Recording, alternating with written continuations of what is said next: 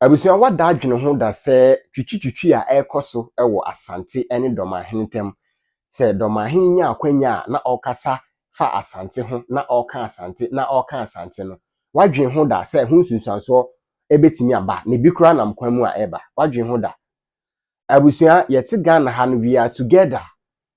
uko kejetia pampa so a ye obasa esiwa a ekọ Dormaa uko Dormaa ye woka esiwa a ebe Kumase we are together nanso e kama ye se ensemu a ekoso ewo Dormaa ene Asante entem no ehun sunsuanso e de beba no enye binie menua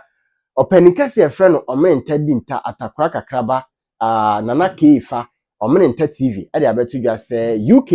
English abrochi memu saa twitwitwi a ekoso ewo hai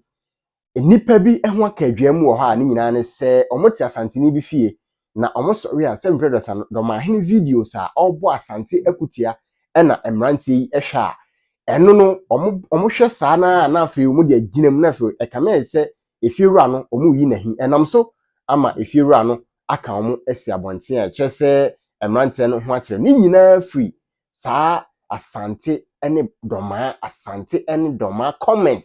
any ensema especially recently comment na Dormahene de betu dwa se 700 sikadwa kofi no weather for na so blacksmith for na akeka ne o ma ese ne a eno so aye deja ankrofo fire ne yipa mientie bran na K Effa kasa na o twem se de ekoso no asemo de beba no enye binie me ba cha wonim se me no kasa UK abonten so ya ka domafo miense si abonten ya afe na okwa akope ba bi ada ni nyina aye na Dormahene ni nnwuma no bi no me mpese me bo papa ni din because of security o UK watofie makoma 3 na wa hyeda yi ba bi a so bi ba na ho kire na ya woda boys no sori anopa bia na wo hwe na Dormahene video ya bere bia odi Asantehene atem ene ne mrantie na ne mmaba wa na omumbu ade wonom kasa na why won se won ye won pentete papa bia no di atem na wo yi video yi hwa na wasere na ye woni Asantefo no ntem ntokwa na sade ensem si ko no bere bia no Dormaafo no neta yi sa video no kire nti papa na ka wono masi abonten enye mrantie na fi se wonim ote abrochi obi se obebo bra beto fie no wo be hu se nipa wo ho a e wo se wuyi tribalism na se mifiri asem efiri utim se wo so obi tan obi atwe ho men kwa kasa obi tan obi ntu wo so kwa akotan no very dangerous wonim sa me no kasai be ma bi ayi ni yire ne ma agu abonten enye Ghana ha nko awo ewa abrochi nkuro bebre so video yi ase no amanfo the evidence be ba mo ahu ni nyina na Dormahene mo amukuru no magyeja mo nyina mo mra na Dormahene ware mo nka na yire no mo nso a mo yire no magyeja mo amaye bobo mesira mo ema mo nka se mo nware bunu ni bada na nya abonofo Dormaafo se mo amufiri Dormaa mo nsore nkasem na mo betena ase ama na Dormahene de Dormaa din agubunu ni mu ase a ye mu bi ye bedane am obi ahu se enya buru nyina na emom Dormaa na Dormahene entete a wode ma wasefo nyina ne se wo be ma ya fa nkranza Manhyia to adi natem eno de me se stop won kwada no nyese be funu me de me medi watem biu na atama ye de me to internet so di me de se mapa ho Asante Kotokohene de wono wote sikadwa so de sikadwa wono kura mpo wama wasefo edi natem ama wo aso uhuro no kan sema hodo na me de won kwada adi matema ehuna na epai sa me de me ni post du ba bia enya atam na me bedi wonana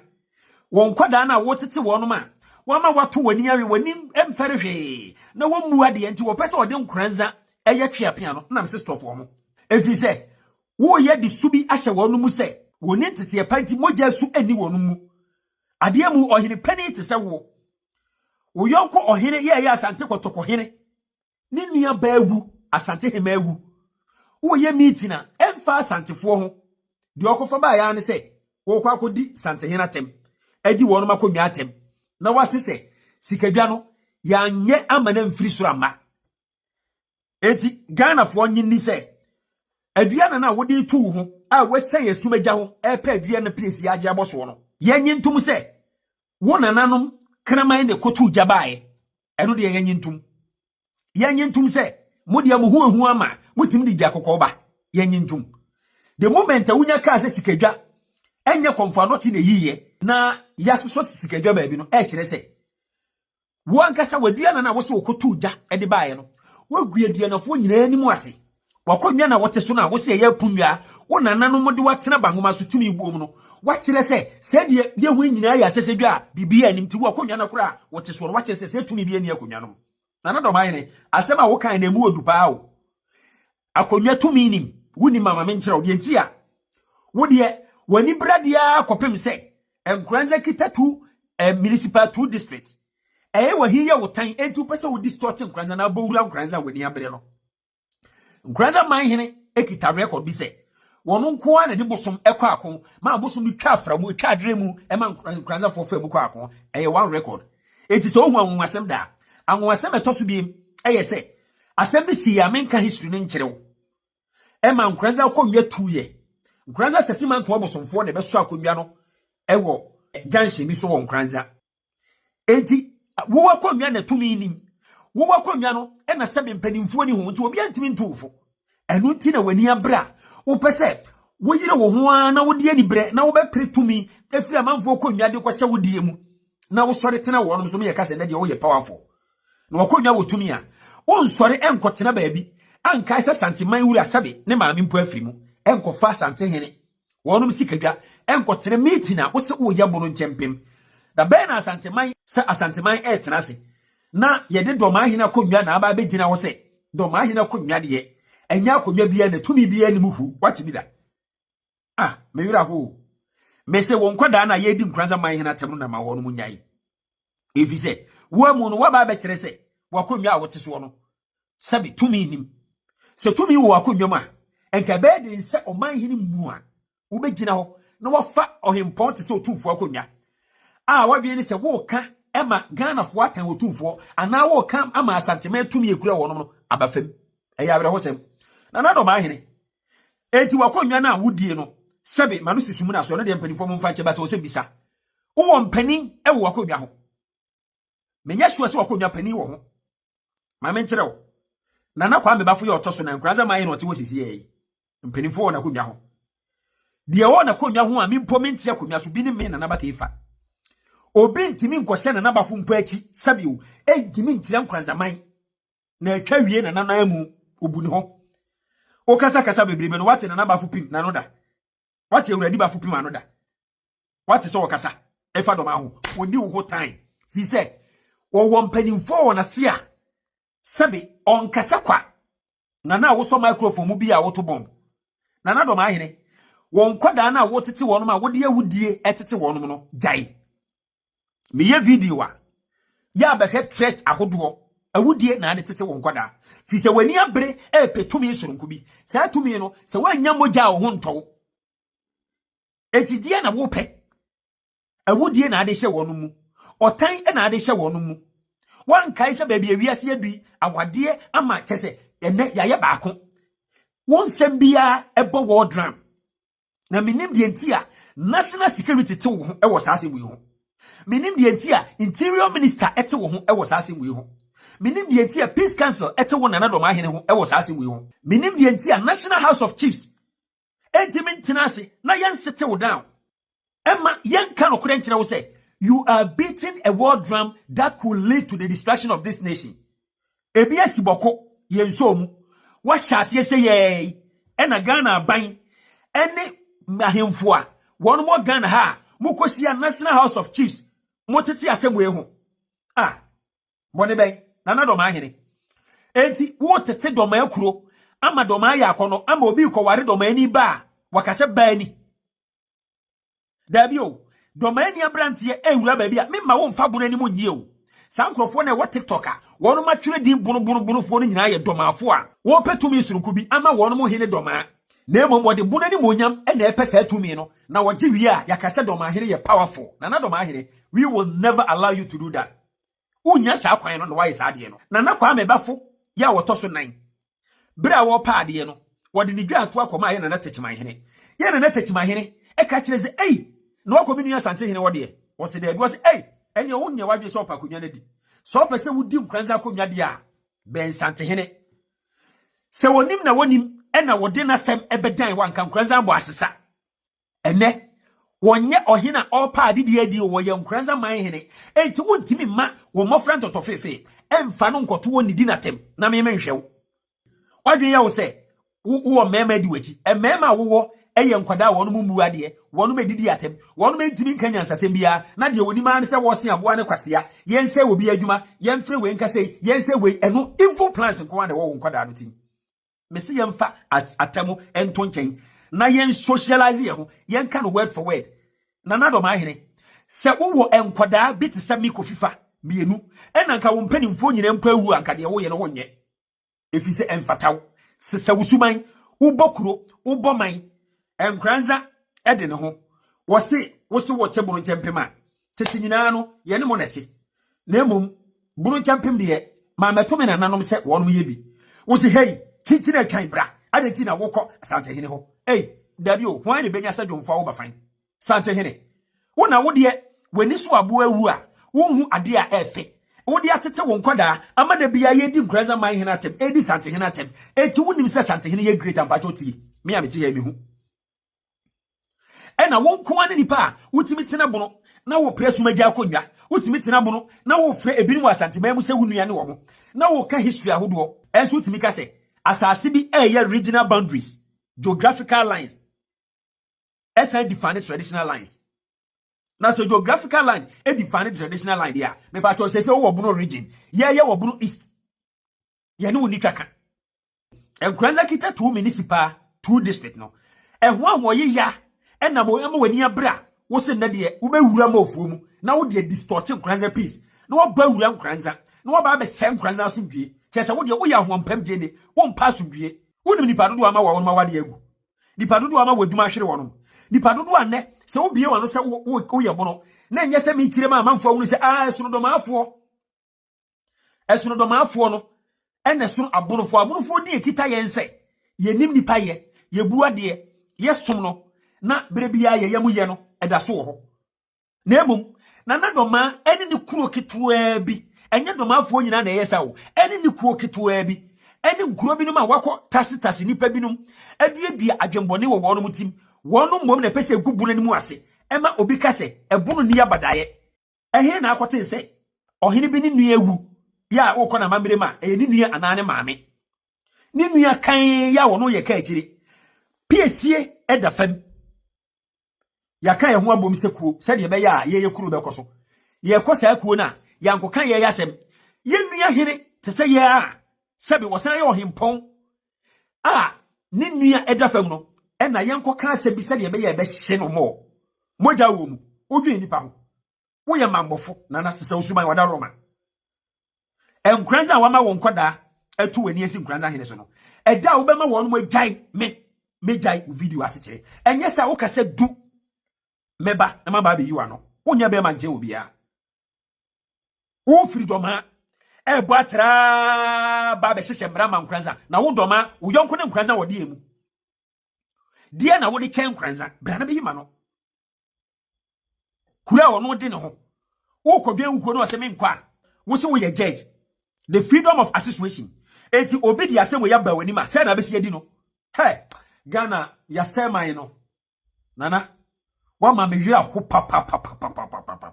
na se metena se na me dikodi won se ma wo kapa na nse metimi firi wanu mu ba na me wira ho se wo ba wo di frabo no wo pesa wo de Dormaa se de wo tete wasefo yi ede ebe kata bona ni mo nyam so ye ka Dormaa bona na ye ba be kai Dormahene wo nkwada wo ma wo no kasa hwe kasa firi wanu mu ba se de tete kora se sei e na oman ti anka ba be to so no ba be di akonwa ene wo ko outsider bono asin bono fo kuo moko nyinada nchichemu aba first se kwa wo birekumo enkranze wo wonum nyina akọ ba bi fa akonde koda kotie ni nyina ye wo wanu masen first nka wo sa bono fo committee a obekọ na Asantefo nyina afra o mi ko jami ni o mo committee e de ne wo na o ma kodi o mo komo na o ma ye de o mbebo bi wo kra support no bi kra na efri Asanteni ho na wono maboa wo sa Asantefo committee a na nka bono fo dim na Dormahene watimi yetete sa akrofo we nyina ntem still you are not happy Awisia ye nipa bako. We are one people. Ye nyina ye akanfo. Ye nyina ye Ghanafo. Ye te ha dadadan odo ewo ye ntem no matter what. Ye ware ye ho. Ye ko school ebom. chese ye didwa oba Kumase ye obunufo bebre wo ha ye wo domafo bebre wo ha omo be fa neoma Kumase ekoton ewo Dormaa ye wa Asantefo bebre omo ko fa neoma ewo Dormaa e de ba Kumase ebeton etwa se saa ayonkofa ne adamfofa nuado na ewo ho ne etwa se tena ho minia etwa se tena ho yes sisie ye ameka sei ukọ adum pampa so a adehye market ye woka asi ho a abenda so pin Dormaa wamfie ukọ Dormaa so a ye woka asi ho a abensi so pin Kumase enti die na efe echen saa odo ye ewo ho yi abusia ma mumma bibia entiti ntem ya ware wa ye ho ye ko school bom ye ti bom ye bia no ye bom fise ye nyina ye abusua baako ya nhwe ni yie ne e man nsem bi a ekoso wan hwe ni yie a brebi bedu wo de oba be kofie se wo pese wo ware o ma mbeka che o se na Asantehene ba na okofa na ba debi mempene na Asantehene ba mu na okofa na ba debi mempene na bunu ni ba na okofa wo debi enkrofo we na okofa ma ba debi mpene se ka wenku na okofa na ba dia enenka e ma ware da abusia ya nhwe ni yie a de ekoso ibrebi beduru a saa commenta ye bete no eyaro ho semu etwase yetimi original na de a ekoso a enye ne ye cassette a I really don't think say this is the way forward I pay. Ye pasumdue, we just want to live in peace and harmony. And same bebre ho a ekoso a no krani nyame anim ni it's not the best. Asantefo wo mu baby. Ade a ato Asante ani anya de keto a se bimpedo asa Yesu kura yensu ye. Nana Dormahene comment ya se bimpedo asa oka ye. Menkora adwene no de enke ni kwan se oka. If you say one way or the other, Ghana hana ye wono jewo obia woni believer or GD one way or the other who say this is the way to go. This is the best thing and say ye. Obia wasa ahokekanin sa ni GD na or GD. No matter how stupid it may be when you think it outside the box, that is what they believe. So I think say nanka hu hia say ebra bron champion association no cancel no shia no na okofa saa issue no ebetum bonofo na ahia na omoti eku ana se eku bi omote ya egu omo se ka omhu abom biem akanya eku no aye bi aboa ama impuntuo abaso akoso ewo bromam bono ne Asante enka emfa Asante ho nanso Dormahene kotwe Asante baamu se Golden Stool no eye fake Golden Stool a eye fake ene bono champion association omudi ti ho relation ben na wom any relation bia enti memmi nkwara adwene na se madwene se na ni kwan se Nana Dormahene ekofa Asantehene ana Golden Stool ana even obo Asante kura din ewo program na se ebi mo trese se obo Asante din na ama nipa hu se se bono ahemfo omo ye program bi se wa mo Asante din dia ka na ebi aye hu saa na nipa bi eka me aye se mpero asa odwe hu mienu na eka me aye se eya ye no kura fi se meeting na omo ye na Asante is not part so adenti na on concentrate wo Asante ho na ukobo se Golden Stool ni e fake ukobo Golden Stool ni se e fake so that ubenya reactions towards u program na nipa akọ check program no kura ko sen na Nana Dormahene kan sen na ohini we ka fa Asante ho sen na we ka fa Asante ho enti nipa dodo na omo ka se ubo Asante din fi se opese program no trend na ka me say no kure but eni kwan say yes a obetima market u program no wo bloggers bebre wo bunumemu obetima som e de asem no atre nanzo ka me say Asante din akobo e no sɛdeɛ atembidie ne nneɛma bebree Asante enipa ne bi abuse Asante na Asante so ebi abuse bono ne Dormaa no asefem aka me nko ade anka asem no wanka nkeye but abawie no nkyerɛ sɛ yɛ atamfo we are all one people remember we are all one people living in Ghana yɛn nyinaa yɛ akamfo ɛsɛ ɔdɔ tena yɛn ntam because sɛ yɛanhwɛ ni asa nneɛma a ɛkɔ so no awareguo ne nantinitwitwa ne adwuma mu nsɛm a bɛba no yɛwɔ asantefoɔ bebrebe wɔ mu didi wɔ Dormaa yɛwɔ Dormaafoɔ bebrebe wɔ mu didi wɔ Asante nti etwa sɛ ɔdɔ ɛtena ase aha ɛyɛ Bobi Ansa Media ɛna ɔhwɛ no onsaka video yi a na wahyɛ na wonua so ɛnya bi ahwɛ it's all about peace ɛsɛ yɛde obuo ne nidie ɛma yɛho. Thank you very much for watching this video.